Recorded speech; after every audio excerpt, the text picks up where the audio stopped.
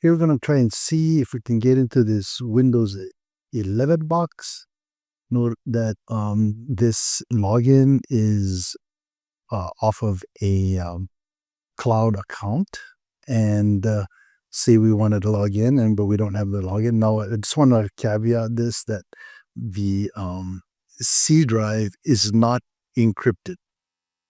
So here, I'm rebooting this, and let's get into an alternate boot. Gonna boot to something else.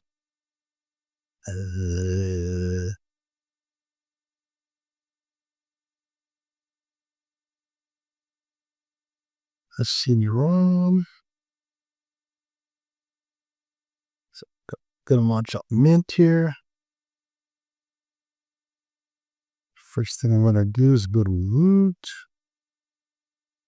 apt install NTFS3G, and change NT password.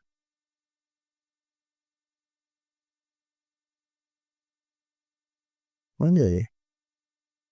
Doing LSBLK, and you notice that the SDA3 is the largest partition there, so that's probably the C drive. So let's mount that. SDA3. Let's go media, Windows, system 32. Oops. The slash sys1032 config, and notice there's a SAM file in there. We change into change it to password that SAM, and notice that the administrator account is disabled, so we're gonna unlock it and clear the password. Quit. Save to the Hive. Yes. Reboot.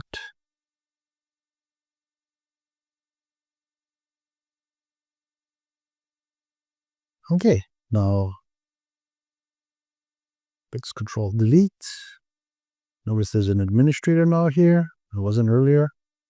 Hit that, and because there was no password, it lets you right in. Now I have logged in the past as administrator, and I did all the setups, and normally you would have all that telemetry stuff that happens, but you can see I'm logged in as administrator.